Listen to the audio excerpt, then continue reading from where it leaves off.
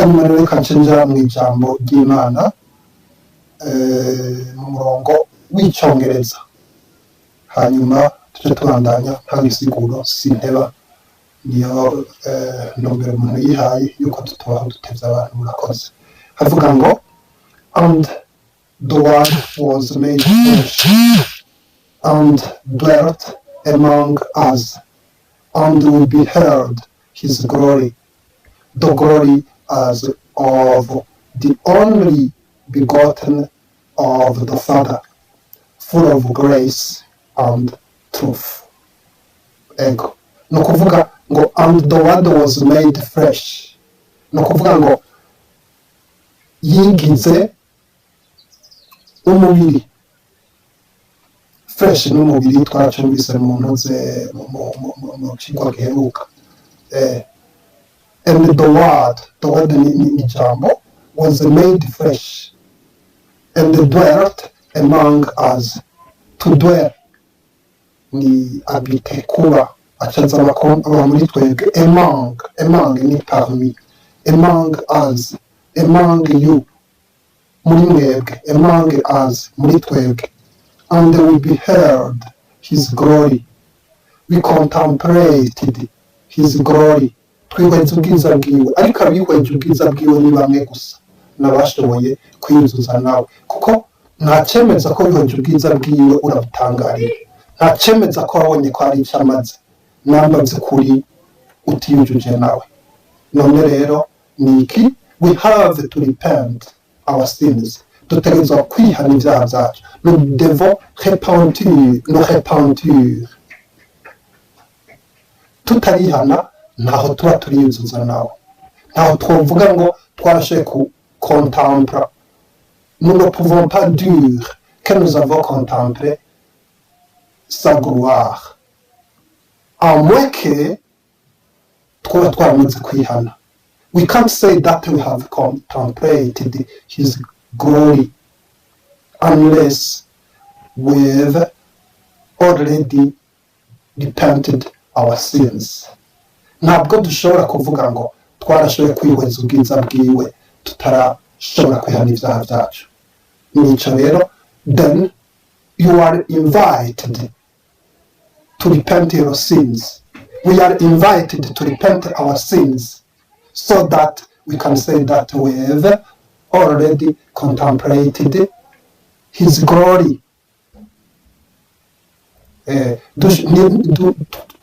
Twihana ibyaha byacu niho tuzovuga ngo twarashoboye kwihweza ubwiza bwiwe. Contemple ni kwihweza. Harashobora gukora na verbe to gaze, ni nk'iri rero rivuga ngo and we beheld his glory. Na behold, you beheld the participe passé ya behold, naho ni nka regarde, ni kuraba. Twarazi ubwiza bwiwe, dutahura ko akomeye, abamusunzuguye bakabona ko atacamaze, ntibaramwizera, ntibarihana ibyaha byabo.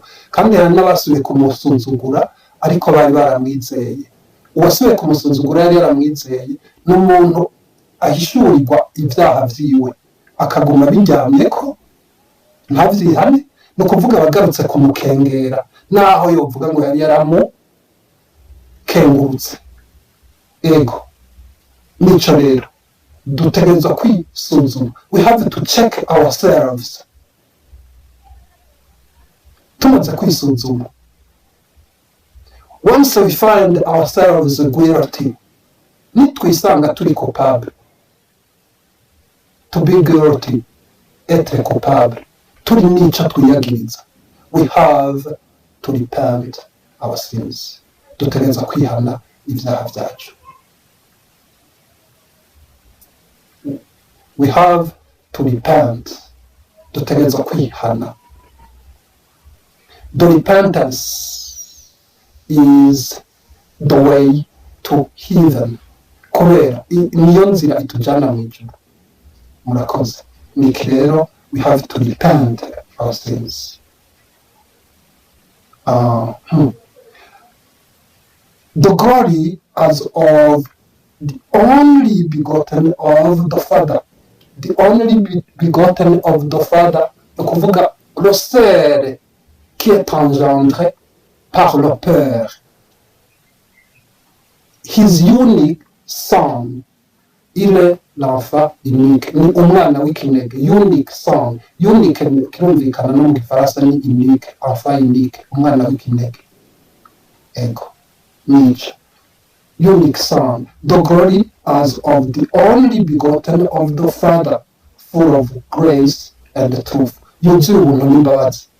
Yuzuye ubuntu gute? Kuko yiteguye guharira. Yaje kurokora. Ni umurokozi. He is a deliverer. Nuko.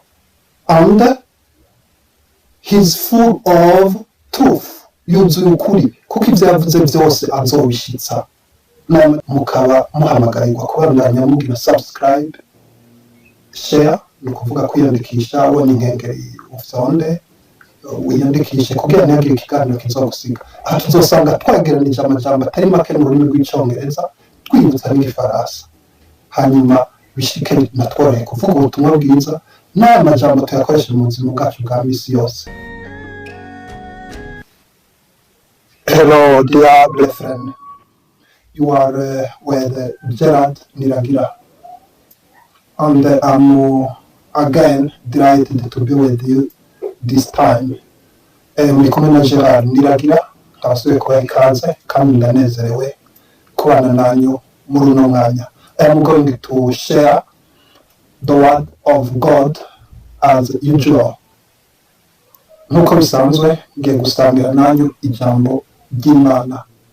Ego, ariko kandi cyangwa ndasigura muri rwa rurimi rw'icongereza kuko ndatangura mu rurimi rw'ikirundi hama mvuge mu congereza ndabahe verse y'ikirundi hanyuma verse ijambo ry'uno munsi mu congereza gutyo tuca tugenda dusigura hanyuma bikunde tugenda tumenyera amajambo y'icongereza. Ego, kuvuga ubutumwa bwiza byaguke. Kandi ururimi rw'icongereza dusanzwe tuzi ko turukenera no mu buzima bwa misi yose. Ego, niko rurimi ushobora gutemberana mu mahanga, ushobora gutemberana mu bihugu byose byo ku isi ntubure abo mushobora kuvugana. Ego, kandi nk'uko twanabivuze haba no muri monde des affaires, ni ukuvuga muri business, mu byashara n'ibindi, ni ururimi rukora cyane. Noneho ni mu nzego nka zose, ni ururimi rw'imbere. Murakoze. None rero imbere ya byose reka mbanze senge. Imana ndagushimiye muri uno mwanya mwiza ngiye kubanamo n'abagiye kunkurikira, twese hamwe uduhe umugisha, kuko umugisha wawe uruta iyindi, nuko umuntu ahindukira akaguhindukiza ku mutima akabona gukira. None nicaye dusengeye ijambo ryawe ritubere umugisha, ucugenda utubwira neza muri byose, bigende biguhesha icyubahiro, mu izina rya Kristo Yesu dusenze nizeye kandi nshima. Amen. None nkasuye kubaha ikaze. I welcome you again. Ego, none ijambo ry'Imana tugiye gusoma ni ijambo ry'Imana riri muri Yohani wa mbere, ego, umurongo wa 14. Haravuga ngo, kandi uwo jambo yihaye umubiri, abana natwe, twitegereza ubwiza bwiwe, ni ubwiza busa nk'ubw'umwana w'ikinege ava kwa se, yuzuye ubuntu n'ukuri. Amen.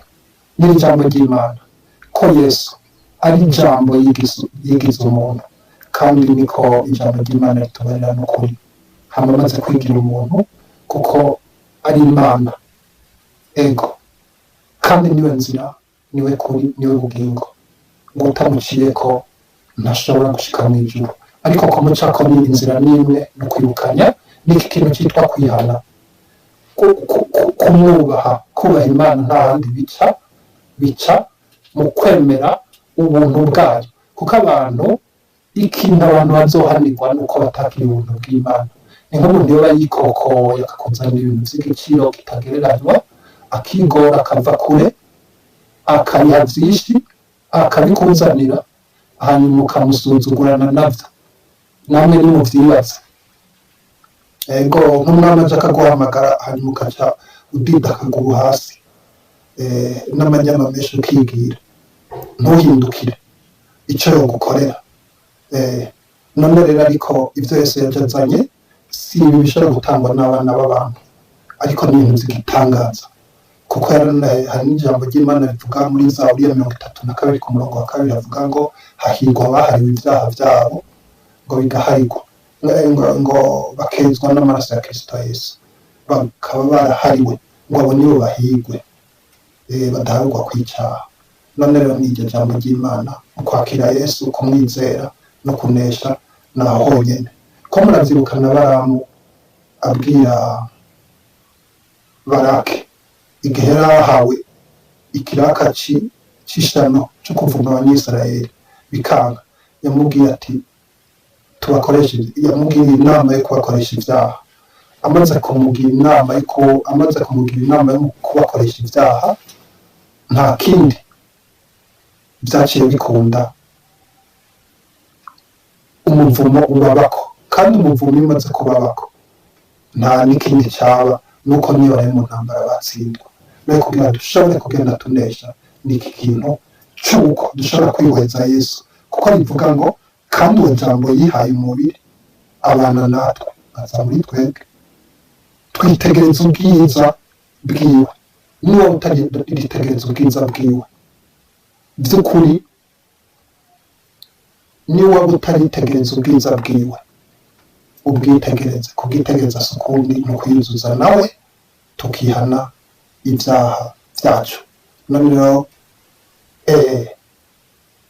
niyo nzira hanyuma rero kacenja mu ijambo ry'Imana mu murongo w'icyongereza hanyuma tuje tubandanya nta bisiguro sinteba niyo ntumbero umuntu yihaye yuko tutubaho duteza abantu murakoze. Havuga ngo and the Word was made flesh and dwelt among us, and we beheld his glory, the glory as of the only begotten of the Father, full of grace and truth. Ego. No kuvuga ngo and the Word was made flesh. No kuvuga ngo yigize umubiri. Fresh n'umubiri twaracumbise mu ntuze mu kigwa giheruka. And the word ni jambo was made flesh and dwelt among us. To dwell ni habite kuba acaza aba muri twebwe among ni parmi among us among you muri mwebwe among us muri twebwe. And we beheld his glory, we contemplated his glory. Twihweza ubwiza bwiwe ariko abihweje ubwiza bwiwe ni bamwe gusa n'abashoboye kwiyuzuza nawe kuko nta cemeza ko wihweje ubwiza bwiwe urabutangarira nta cemeza ko wabonye ko ari icyo amaze namba by'ukuri utiyujuje nawe. None rero ni iki? We have to repent our sins. Dutegerezwa kwihana ibyaha byacu. Nous devons repentir. Tutarihana ntaho tuba turiyuzuza nawe ntaho twovuga ngo twarashoboye contempler. Nous ne pouvons pas dire que nous avons contemplé sa gloire à moins que twaba twaramaze kwihana. We can't say that we have contemplated his glory unless we've already repented our sins. Ntabwo dushobora kuvuga ngo twarashoboye kwihweza ubwiza bwiwe tutarashobora kwihana ibyaha byacu. Nico rero then you are invited to repent your sins. We are invited to repent our sins so that we can say that we've already contemplated his glory.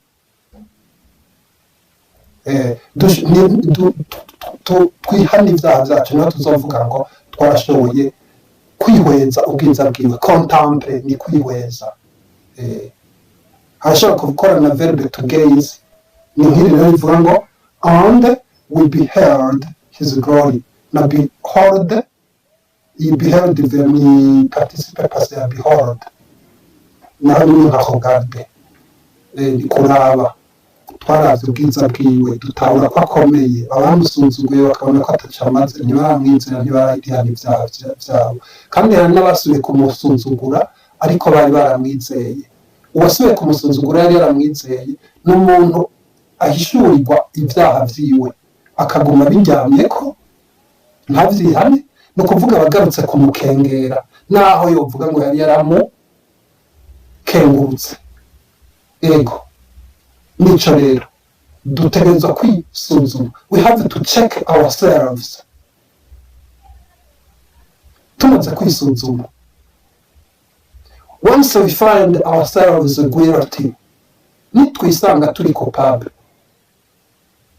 to be guilty, être coupable, turi nica twiyagiriza, we have to repent our sins. Dutegerezwa kwihana ivyaha vyacu.